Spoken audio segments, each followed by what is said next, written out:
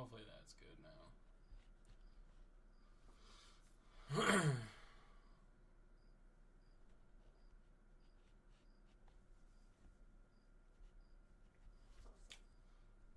Just put this out. That's not what I want. Why is YouTube the way it is? Still does it.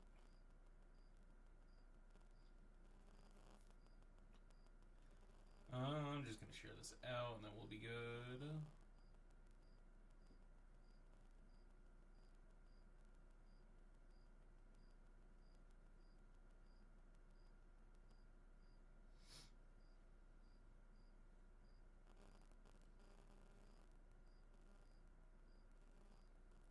And we'll be good to go.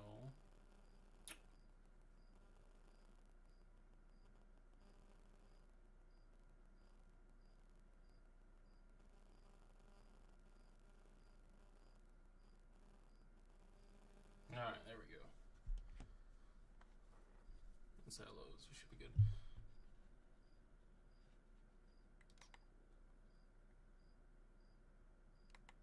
Okay.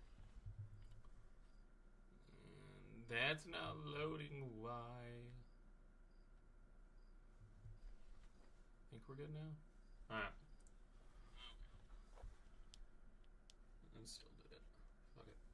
Okay, so this slate is gonna be very chalky. I think this is, out of the 3 weeks, easily the chalkiest slate that we've gotten.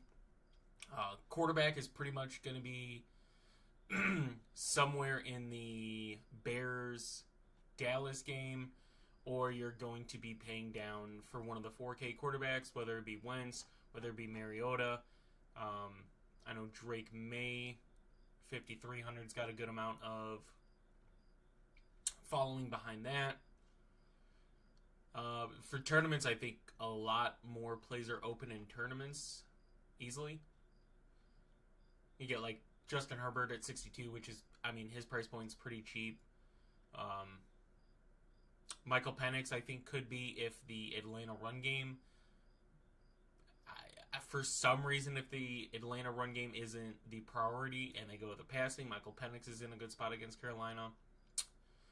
Daniel Jones is in a good spot at 5,400 as well. Their team is just, they're the definition of efficiency this season. Aaron Rodgers against New England could be interesting. I don't think I have much of, if any, ownership on him. Geno against Washington, this one also could be interesting. I think him with a Brock Bowers, Jacoby Myers double stack isn't the worst thing. So if you wanted to go the Geno route, that's definitely playable. But yeah, down here is kind of where I like some of the quarterbacks. Mac Jones at 5K against Arizona. Still, it's not as good as his 4K price. Don't love it, but I mean, it's a San Fran offense. You still have CMC that you could throw touchdowns to. Ricky Pearsall is going to be there as well. They're going to utilize their tight ends. I'm kind of higher on Spencer Rattler. This one might bite me in the ass, but I like New Orleans offense in this one against Seattle with their banged up secondary. I mean, like Spencer Rattler's not putting up crazy good numbers, but I mean he definitely could be playable. He hasn't turned the ball over so far this season, but yeah, he has thrown the ball for 80 times. 80 times this season in 2 games. So it's hard to not like a very cheap Spencer Rattler, Chris Olave, Shaheed, Juwan Johnson, even Kamara. Like it's very easy to go that route. So running backs for cash, I mean, it's pretty much CMC and Bijan. If you wanted to get different, I think Bucky. The only thing that scares me about Bucky is the Buccaneers' offensive line is very banged up. So that's a huge concern there. Other than that, you go a little bit lower. Kamara at 6,300 against Seattle. They're literally a bottom 5 defense against running backs. We saw it last week a little more than week 1, but he got 27 opportunities in that game. We could start to see him be utilized a little more. I think he's going to be traded at the trade deadline, so I'd like to see him, continue to be utilized that way. Javonte, if you're looking for leverage in the Bears-Dallas game away from a lot of the ownership, Javonte, I think, is the easy answer there at 6,100. He's still very cheap for what he's done so far this season. So continue to ride on that coattail. And then, yeah, Ken Walker, like, this is the thing of what you're going to do for your running back room. Are you going to pay up at one of the running backs and go with CMC and Bijan, who are in really good spots? Are you going to pair them with a Ken Walker? Are you going to pair them with a Jordan Mason? Are you going to rock a 3 running back build, which I think is very safe this week? And then going elsewhere... No, not this week, Brock. And then going elsewhere, Jalen Warren's definitely really interesting to me at 5,500 on the road against New England. I mentioned Judkins in my video for tournaments, but I mean, his first game on the team and he gets 13 opportunities, and that's with, Dylan Sampson and both Jerome Ford still there. So, it's a really, really tough matchup, but I like the outcome of what Judkins is going to be this season, especially now that he's playing. Wide receiver, couple routes you could go. Obviously, CeeDee Lamb is like the clear-cut number 1 cash guy at his price point. Puka Nacua is right behind him. Jamar Chase, for his price point, I mean, it's a tough matchup against Minnesota, but he's going to get down a good amount of targets. Like, I think people are dismissing how good Jake Browning is for a backup quarterback. I really like Jake Browning. It's not going to be as good as Joe Burrow, obviously, but Jake Browning's still going to sling it more than most backups would efficiently. So, Jamar Chase at 8,100, definitely. Nico Collins, I will continue to say Nico Collins. Like, once the connection between Nico and CJ Stroud connect this year, like, Nico is going to be very...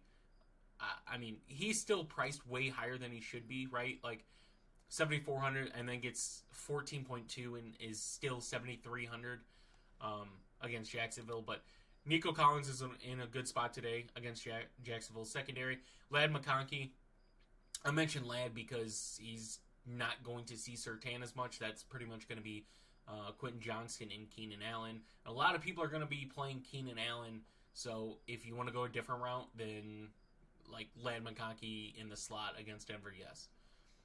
Mike Evans, this is the tough thing about Mike Evans and Emeka Egbuka, is one of them is going to be consistently seeing Sauce Gardner. We saw it last week against Houston to where, I mean, it was pretty much Mike Evans was seeing Stingley Jr., and for the most part it was getting shut down. Emeka Egbuka was able to get some more quality targets, and then we saw someone like Sterling Shepard, who I liked in that game. He got a few more targets in that one as well. So I'd look for Cade Otton to kind of be a guy to look for this week with the amount of injuries on the offensive line. Emeka Egbuka, they're probably going to be a little more careful with. No, I'm not built like that.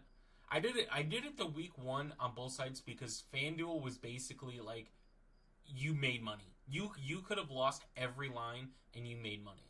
DraftKings had it. It was $5, so it was easily doable on the Millie Maker. I just do the 50-cent one for it.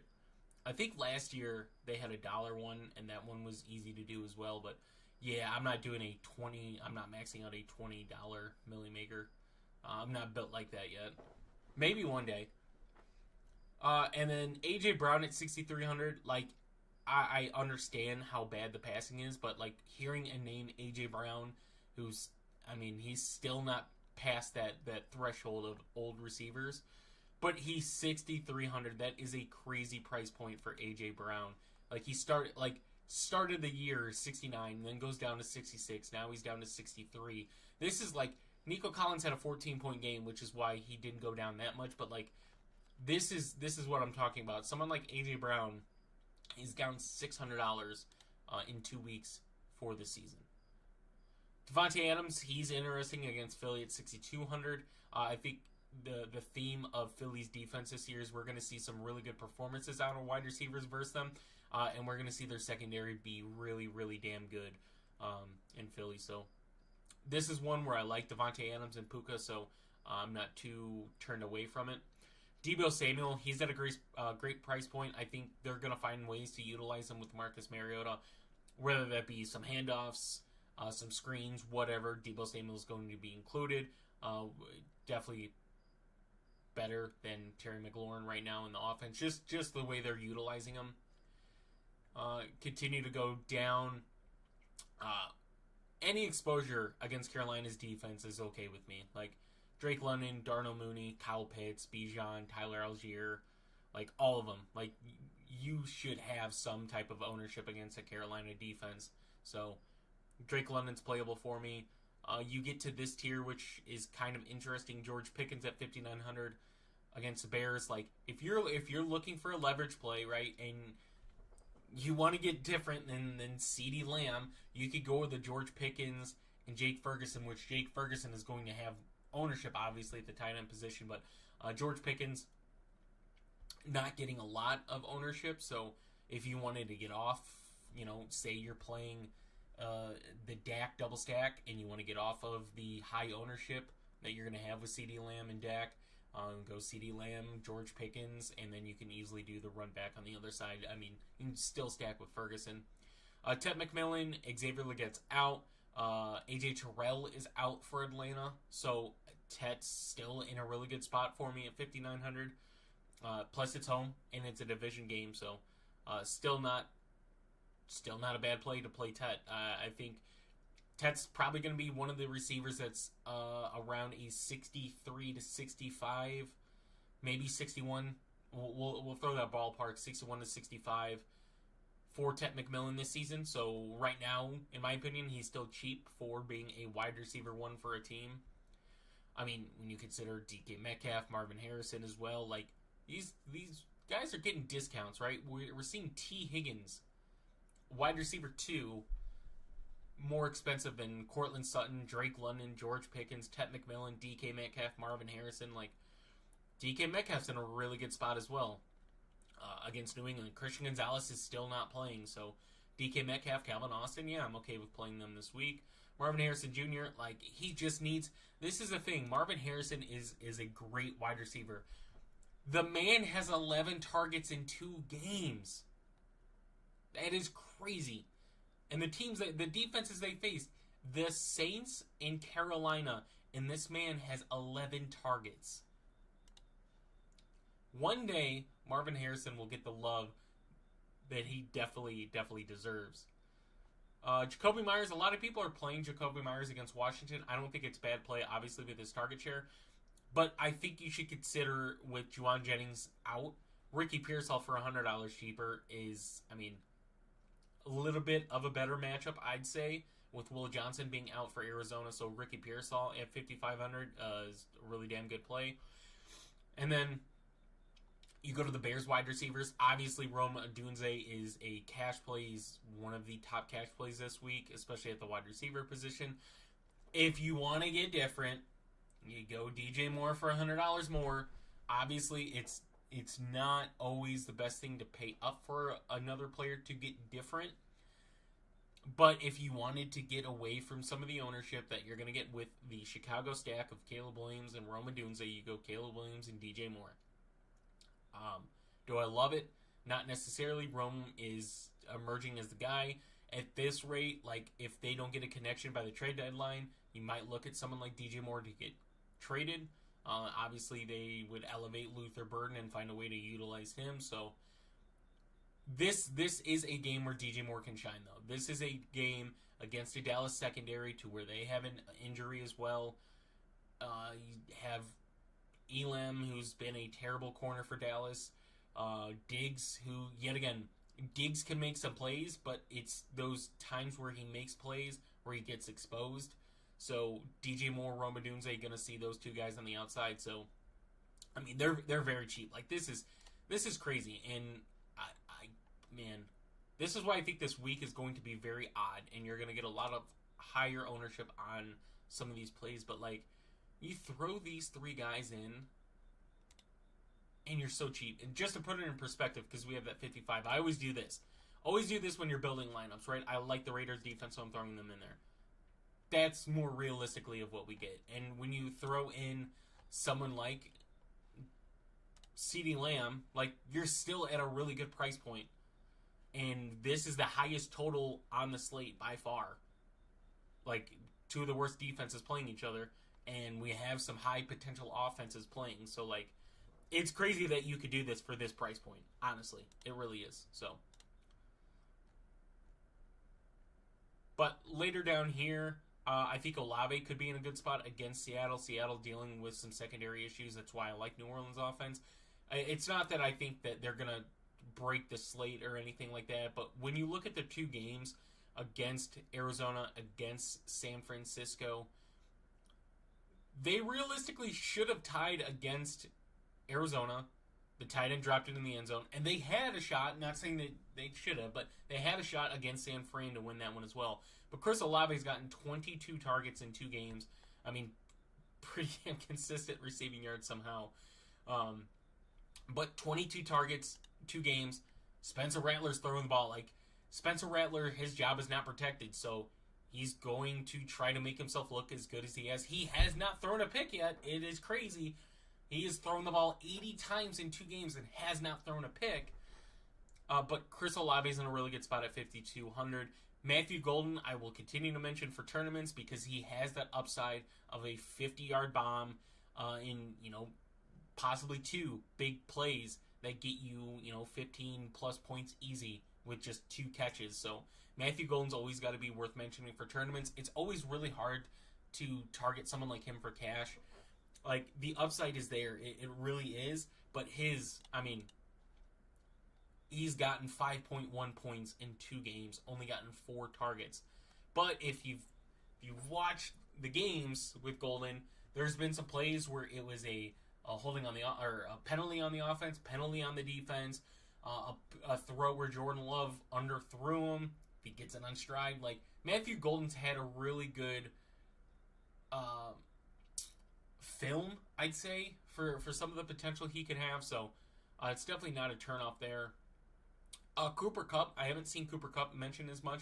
Obviously, with JSN, he's getting a majority of the target share. I get that. But with him dealing with a flu, Ken Walker's in a really good spot as well for Seattle. But Cooper Kupp got included last week, right? A tougher matchup against San Fran than apparently it is against Pittsburgh, right? Their defense is just terrible. But 9 targets, 90 yards, no touchdown. I mean, that's pretty good at a $5K price point, and his price doesn't move this week either. I will mention Travis Hunter. I think Travis Hunter could be interesting. I think this could be the game. He gets the touchdown. But moving on to someone more realistic, Michael Pittman against Tennessee. His matchup's really good. Titans are missing, I think, Brownlee in the secondary this week. Could be wrong, but I'm pretty sure it's Brownlee. I know they're missing a starting corner. So that one could be interesting as well. Keenan Allen's going to be seeing quite a bit of ownership, it looks like. I don't love it. I truly don't. Against Denver. I know Indy just lit him up, but that was Jonathan Taylor. It's really, really, really hard for me to just have confidence in a wide receiver playing against Pat Surtain, though. That's my thing. It's hard for me to play guys against Stingley, for me to play guys against Surtain, against Sauce. It's really hard for me to target people that are going to be seeing some of the best corners in the league consistently. So just be careful when playing Keenan Allen this week. That is my only thing. Just be careful. I mentioned just Darnell Mooney earlier getting exposure to an Atlanta pass catcher, so it's definitely worth mentioning there. Josh Downs, yes, he has been a disappointment so far this season, but we did see 8 targets last week against Denver, and a better matchup this week against the Titans, but week 1 was definitely way disappointing. Jaden Higgins, I will mention Jaden Higgins. I kind of like the matchup versus Jacksonville. It's just the snaps is my only concern with someone like Jaden Higgins, to where he's got to be on the field a lot for me to really like it. One of the names I haven't seen talked about a lot this week, and he's got a really good matchup when you consider size, speed, all that. Deontay Thornton Jr. People are going to play Jacoby Myers, obviously. I like Brock Bowers this week, but Deontay Thornton Jr., no one's really talking about. Granted, I don't know what DraftKings is doing with pricing sometimes. The man got 6.5. He goes up 300. He gets 3 points, and DraftKings says, hey, you know what? We're still going to bump him up against a defense that's been good against wide receivers. Like, I don't understand the pricing, right? Look at Troy Franklin. Franklin got 8.4, went up 200, got 24 points, and goes up 300. So you're telling me, and this is against the Chargers, right? The Chargers have been slightly worse when you consider points. But Troy Franklin is cheaper than Deontay Thornton, right? Kevontae Turpin is cheaper than Thornton. Like, the pricing's got to make sense somewhere.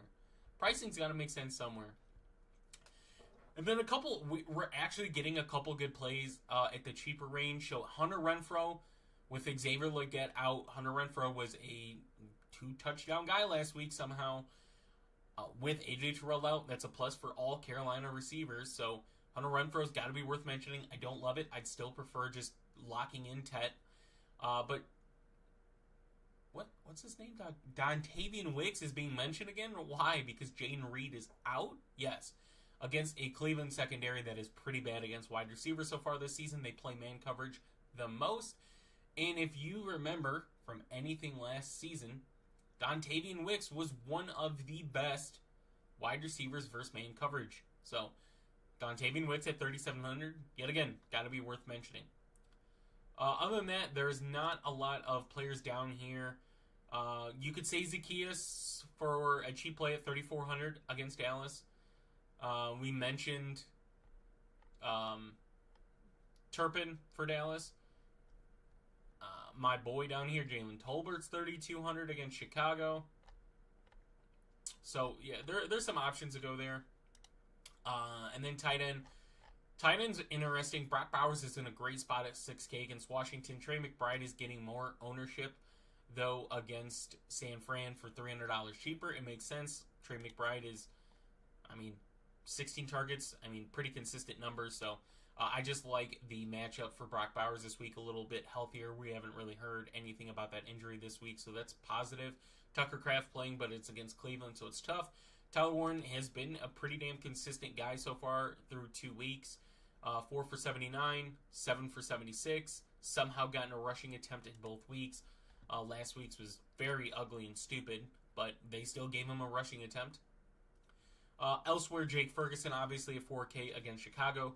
It's crazy. Juwan Johnson is cheaper at 3,900 though against Seattle. Seattle, obviously, you can see the points, but they're giving up 20 plus DraftKings points to tight ends so far this season. Dealing with some injuries in their secondary doesn't help them. So Juwan Johnson's in a pretty good spot. Kyle Pitts, same price point against Carolina. Like I said, it's just targeting players against Carolina's defense. TJ Hawkinson could be alike with Carson Wentz as the quarterback against Cincy. They're also very bad against the tight end. And TJ Hawkinson is very cheap. He's down 800. Granted, hasn't gotten much, but that's with J.J. McCarthy as his quarterback. So you get in a reliable quarterback, which I'm not saying Carson Wentz is, but you get somebody in there. TJ Hawkinson's definitely going to put up more than what he has so far this season. I always mention Hunter Henry. We saw Austin Hooper go off last week for New England, but Hunter Henry's going to be one of those guys that has a floor game or a ceiling game. Like, it's going to be under 5 or it's going to be over 12. Like, it's just pretty much going to be those numbers all season for Hunter Henry. Continue to go down. Jonnu Smith hasn't been mentioned much, but he's going against New England, which is terrible against tight ends so far this season. And we all know Arthur Smith is going to do some ugly stuff to get Jonnu Smith the ball. He's gotten 10 targets in 2 games, gotten a touchdown in 1. Numbers aren't great, but at 3,600, I'm okay with that. Especially when you consider someone like Fannin Jr., who Fannin Jr. has gotten 12 catches in 2 games, gotten some tough matchups, right? Well, Baltimore tougher, but since he's been pretty bad against tight ends, but last week against Baltimore, 5 for 48, 9.8 at 3.1. That's fine. Like, when you consider what you pay for defense, sometimes you're paying 3.1 for defense, and if they get you 9 or 10 points, you're happy. So if you switch it up and you go that for a tight end, should be satisfied. Cade Otton, I mentioned, with Ibuka kind of being questionable, the offensive line being banged up for Tampa Bay. Granted, Jermaine Johnson, one of the Jets' best defensive players, is out. on the defensive line, that is. They've been pretty damn bad against tight ends so far this season. Maybe we see Cade Otton get a little more included than what he has so far this season.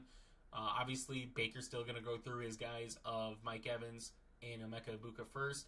They're going to try to utilize Bucky and Rashard White, I think, a little more this week, but Cade Otton definitely should be in a really good spot if he gets the targets. And then this one yet again is interesting to me. Tongas is 2,900 against Arizona. No one's really talking about him, but he's gotten 8 targets in 2 games, and one of them was when George Kittle went down. But for a guy that's getting outsnapped by another tight end and still getting 5 targets against a bad defense, and then facing Arizona the next week, and he's still 2,900, it's crazy. Tyler Conklin, he's 2,800 without Will Dissly, right? We didn't see him get used at all. He was 2 for 50. We see what Will Dissly got. I mean, they haven't utilized the tight ends much, but, I mean, they've gotten the red zone targets for the Chargers. So, 2,800, it's not crazy to see someone like Tyler Conklin get 10-plus points on this slate. That's pretty much it. Troutman without Evan Ingram, but I don't like it. It's just, anytime facing Derwin James, I just don't like it. He just destroys tight ends. And then defenses, for me, Raiders at 23, Bengals at 24, Rams at 24. Like, the Rams are really good defense. They're just cheap. Raiders against Marcus Mariota, Bengals against Carson Wentz. That's pretty much the way to go this week. So, hope you guys did enjoy this. Going to get back to just making sure all my lineups and stuff are set. So, hope you guys have a good DFS week this week. Hopefully, there's no damn injuries. I can't do another injury. So, yeah, hopefully we're all good this week and we don't have to deal with injuries. So, thank you guys for tuning in, and I will see you in the Monday Night Showdown video tomorrow.